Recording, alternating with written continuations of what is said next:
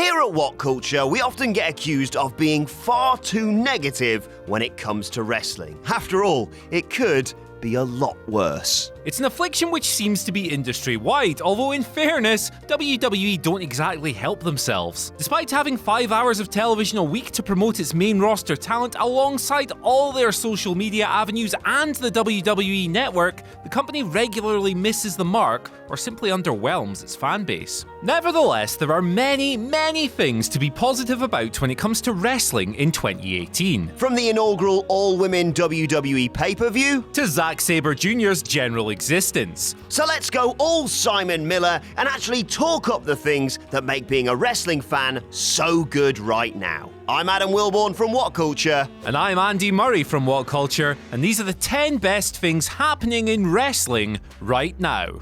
Number 10, Revolution Pro Wrestling heating up. Much of the talk surrounding the British independent scene is negative at the moment, and to be fair, that's quite understandable. The new contracts doled out to the likes of Pete Dunne do not bode well for what was once one of the most exciting territories on the planet before WWE, that unstoppable juggernaut, swooped in. But that being said, it's way too early to sound the death knell, and while British promotions must now face the prospect of plucking talent from an even shallower pool, one group continues to thrive in spite of WWE's influence. Rev Pro have had, well, an up and down year. Inconsistent booking, weird lineups, and criticism towards the way they book New Japan stars over their own established guys remain in place, but they're really starting to heat things up again. Highlighted by superb bouts between Suzuki Gun and Aussie Open, Satoshi Kojima and Walter, and an awesome Tomohiro Ishii vs David Starr main event, November's Uprising was an outstanding pay-per-view, and there are now endless reasons to be excited about Rev Pro heading into 2019. For one, they've already booked Pac vs Zack Sabre Jr. for January, and yeah, wow. If they keep pulling off feats like that all year, they'll be just fine. Number 9. Dean Ambrose's Chronicle. You'll note I haven't said Dean Ambrose versus Seth Rollins here, because despite how amazing and highly anticipated that feud could have been, WWE have found a way to ruin it. Ambrose's heel turn, the same night as the tragic announcement that Roman Reigns' leukemia had returned, was executed perfectly. But since then, it's all gone wrong. You'll now find Ambrose talking about how the city roars in smells, or getting arse inoculations, rather than adding fire to what should be a white-hot feud between former brothers. Nevertheless, watch Dean's episode of Chronicle on the WWE Network, and you'll be as giddy with excitement about his upcoming match with Rollins as Simon Miller is on a daily basis. The hour-long special paints an intriguing picture of the Lunatic Fringe returning to WWE after an 8-month layoff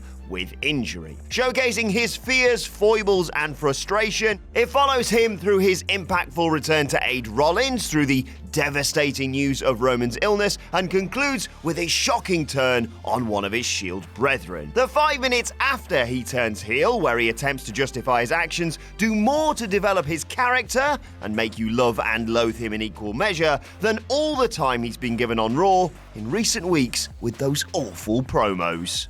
Number 8, the NXT Women's Division. Becky Lynch's brilliance and Ronda Rousey's awesome star power mean WWE's main roster women have taken back the revolution from their developmental counterparts in 2018. It's easy to see why that is the case, but a quick glance through NXT's ranks reveals a group as talented as it has ever been, even if they aren't quite stars on the same level. Kairi Sane vs Shayna Baszler was quietly one of the feuds of the year, and it peaked with a near-perfect takeover Wargames sprint. Now, beneath those guys are the likes of Io Shirai, who's genuinely one of the best in the world, along with Candice LeRae, Dakota Kai, and the polished Mia Yim. But it goes even deeper than that. Look at Bianca Belair, Lacey Evans, and Deonna Purrazzo, and you'll realise that there are promising performers at every single level on the pyramid, and they're only going to get better as time passes. NXT could definitely stand to benefit from booking more women's programs outside the main title picture, but that being said, this group promises to keep the scene well stocked for years to come,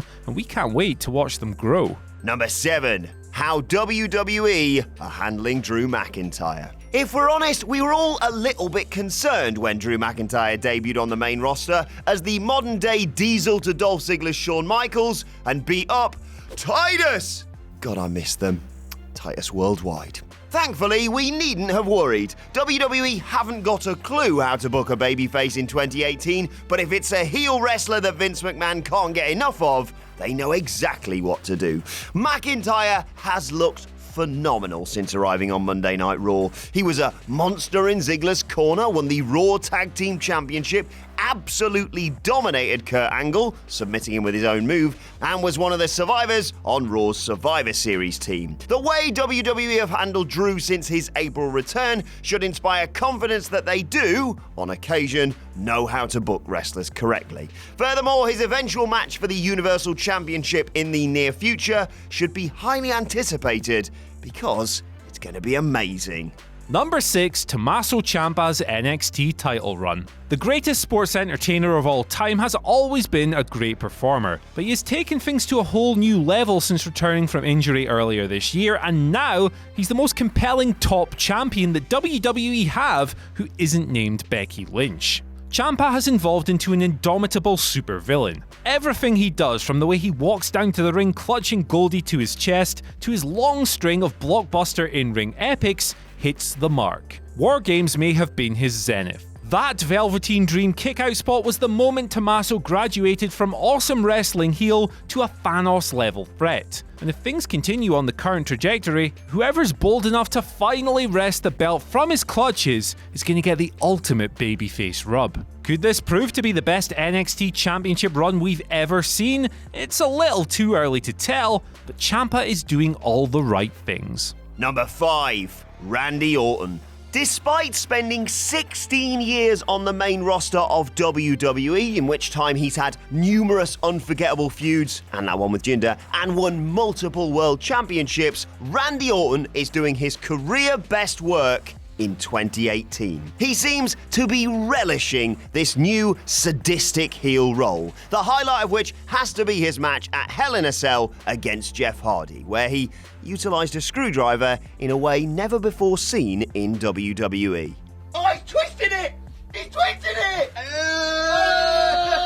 This turn has breathed new life into a character many had given up on. Orton is arguably one of the main reasons why fans tune in to SmackDown Live week after week. Just who will be his next victim? Please be Shane McMahon, please be Shane McMahon, please be Shane McMahon. And despite the many emerging talents in WWE, the man who's been around since 2002 is one of the best things in WWE right now. Fight me. Or fight him, and he'll do things to your ears you thought impossible. Ugh. Number 4, the prospect of All Elite Wrestling. Though far from a done deal, All Elite Wrestling as a concept is absolutely fascinating. Professional wrestling has been starved of competition from the day WCW went out of business. But now, with Ring of Honor and New Japan selling out Madison Square Garden and All In's unqualified success, the gap between the haves and the have-nots might just be closing. Now, we're not saying that any of these promotions are ever going to come close to surpassing WWE and their indomitable market position, but threads like this make everything more exciting, and if All Elite gets off the ground, 2019 promises to be a very, very interesting year. The relevant trademarks have already been filed, and with the billionaire Khan family seemingly attached to the project, the lads have some serious financial backing. Cody, the Young Bucks, and the rest of the Elite have been coy on their future as well. They're clearly up to something, those little scamps, so let's hope they're able to make the mark they want on the wrestling world. A media deal is critical, and with WWE hoovering up more wrestlers than ever before, talent is becoming scarce. Still, if anyone can get this thing off the ground, it's these guys. Number 3. Daniel Bryan's heel turn. This time last year, Daniel Bryan was in the midst of petty squabbles with Commissioner Shane McMahon about what to do with the pesky duo of Kevin Owens and Sami Zayn. He is currently WWE Champion. Just let that sink in. It has been an unbelievable 12 months. From Bryan finally being cleared to his triumphant WrestleMania return, his record-breaking appearance at the Greatest Royal Rumble, the reunion of Team Hell No feuding with The Miz, and finally him kicking AJ Styles in the dick, becoming WWE Champion and putting on an epic with Brock Lesnar at Survivor Series. Damn, I'm good! The new Daniel Bryan is something nobody could have anticipated. He's not been a heel for 6 years and is clearly relishing it. People seem to forget just how good he was in the role in 2012, but he's wasted little time in reminding people in 2018. I've mentioned his clash with Lesnar, but it bears repeating just how good it was. He taunted a former UFC heavyweight champion prior to the match commencing, and then hoofed him in the balls to get an advantage. He then proceeded to batter him around the ring, make his head turn purple, well, more purple than usual, and even in defeat had a eating grin on his face. His subsequent promo on SmackDown Live was a masterpiece, twisting his infamous "fight for your dreams and they'll fight for you" mantra into justification for his actions. He declared that he let Lesnar beat the weakness out of him and that the Yes movement was dead. I, for one, cannot wait for his match at TLC against AJ Styles, and I'm eager to see where he goes from there with WrestleMania on the horizon.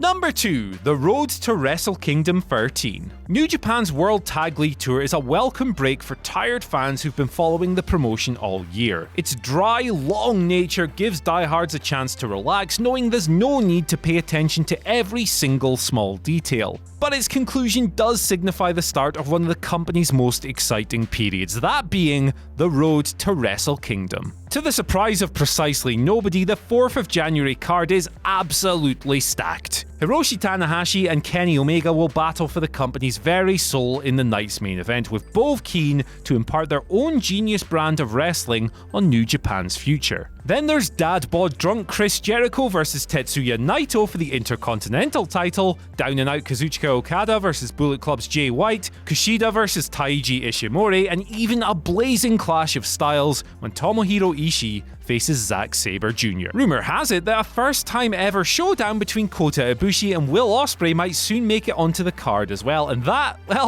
sounds bananas. Now, while each of these bouts will obviously deliver on the star rating front, and many have stories going back years upon years, the final narratives will really start taking place when the Tag League reaches its conclusion on the 9th of December. Number 1. Literally everything Becky Lynch does. Where do I begin with this? Her attitude, her matches, her Neutron, her merch, her promos, her tweets. Oh, her bloody tweets. When it comes to Twitter burials, there is no one on her level. The most over wrestler in the world right now, it's arguable she's had a bigger transformation than Daniel Bryan this year. At WrestleMania 34, she was eliminated from the WrestleMania Women's Battle Royal, which was on the pre-show, and no one cared.